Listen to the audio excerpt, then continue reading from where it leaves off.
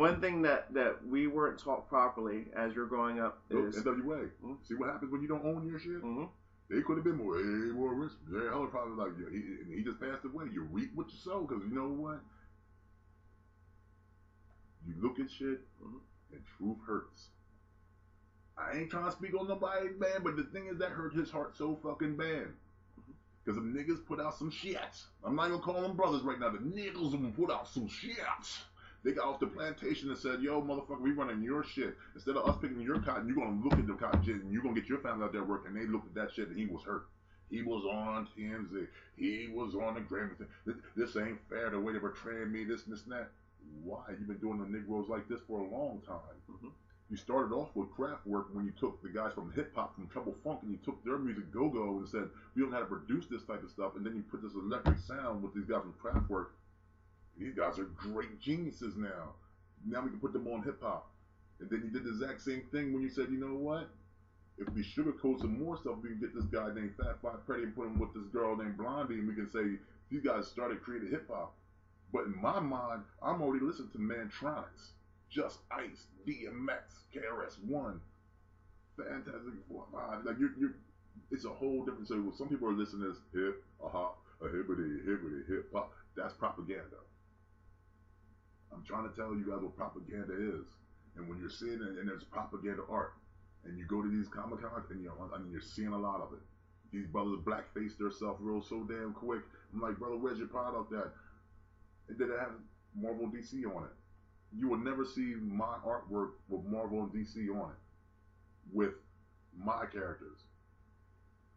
I ain't a sellout.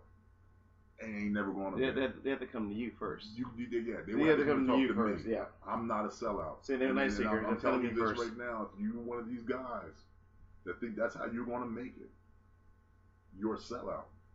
You might not think you're a sellout, but if you came to my face, man to man, I'll tell you to your face, man, you are a sellout.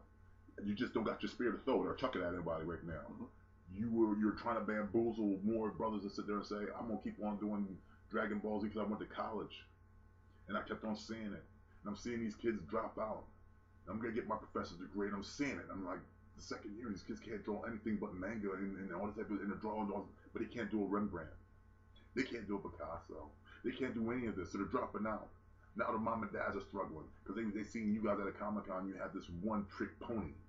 And you tell these kids, and you sit there and lie to them in their face, and they see you year after year, and you're talking this bull crap, and you have all these pictures of more Marvel DC behind your head, and it looks cute, it looks dandy, but you're lying to them. Be a man and say, yo, I'm not that creative. Go see one of the guys that are creative. Because even though I was at Baltimore Comic Con, people were like, yo, where are these guys at? I'm not saying no names. They said, where are these guys? I said, they're over there. They came back to us and said they didn't got no material. They got posters. That's about it. I said, where's the book? They were like, oh, they said you can go get it online. I said, where's the book? They don't got no material. This is propaganda, because when white guys see this, they say, oh, that's friendly because they worked with Kablam and they did their stuff and they did this and it's friendly. I'm talking about friendly bull crap. This is what, when you see Martin Luther King, you got Malcolm X, and you got Black Panthers, you got Martin Luther King, that's friendly. So we're going to pump this. We're going to pump this in all our schools, so all the history books will have Martin Luther King in it. But we got these other brothers that are outlaws. But then you see the voting, and you're seeing this guy saying the exact same thing, and he's running against Hillary Clinton. And we're looking at it. And then you do a little bit of your history. This is a 10-step program that this white man is talking about. I'm not even going to say it's a guy, because you knew who it was, and everybody was voting for it. Either back, this is great, this is fantastic, because you don't know your history, brothers and sisters. You know Martin Luther King, and you know the 12 years that they pumped in your head. That was 8th grade reading level, all the way to 12th grade reading. You know that one speech in the Underground Railroad, but when it comes down to Huey Newton, the Black Panther 10-step program, what they made for us so we can survive and have our own economy. Because if we just stop buying all this crap, like Marvel and DC right now, and said, you know what, we don't need it, just like the sisters right now. I'm gonna go natural.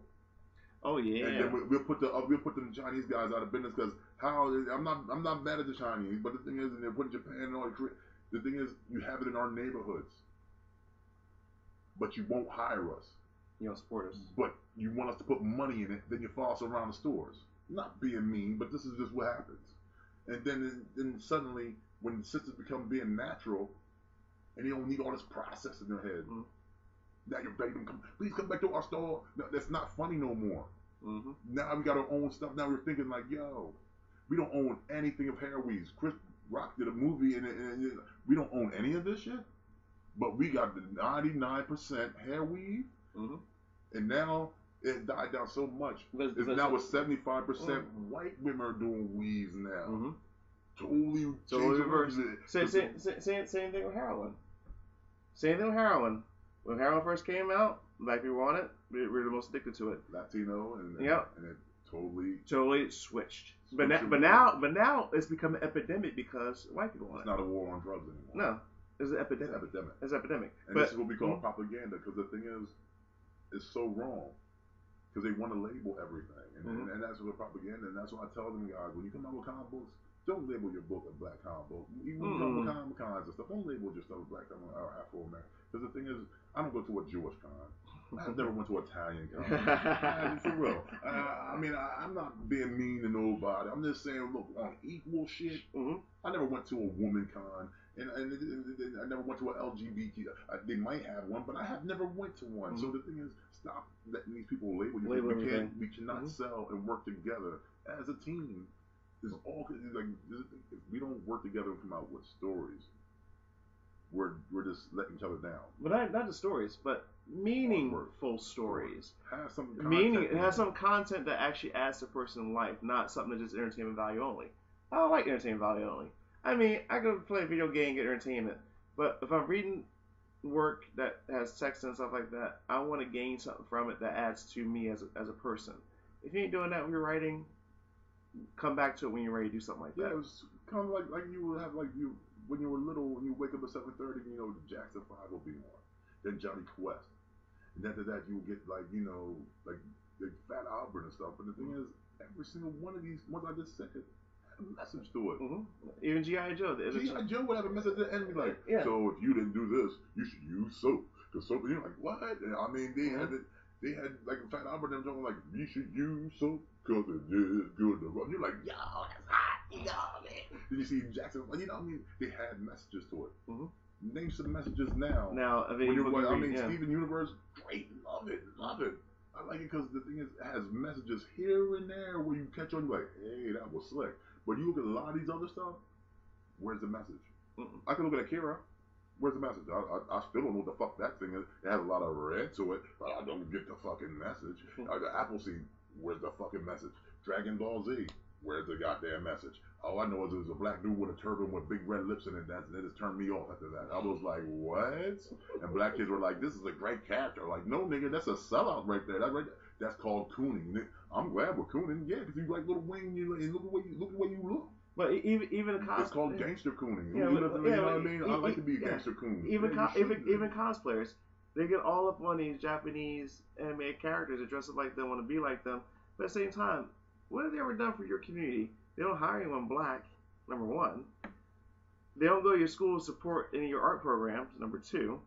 And that goes for Marvel and DC also, just so you guys know. Look for charity work. Oh, don't they do these appearances at hospitals like that? The actors wear the costumes. Yeah, they wear the costume, but guess what? The actors and the actors are actually donating money from their own pockets. It ain't Marvel or DC, baby. It's their own selves. So all this pride you give to Marvel and DC, granted, good entertainment, yes.